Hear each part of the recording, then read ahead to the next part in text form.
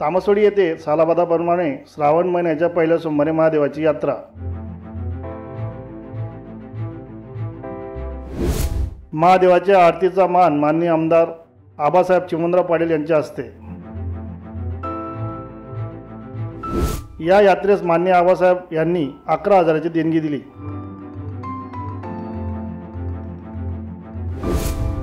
महाप्रसादाचा लाभ घ्यावा असे एकलव्य समितीच्या अध्यक्षांनी सांगितले।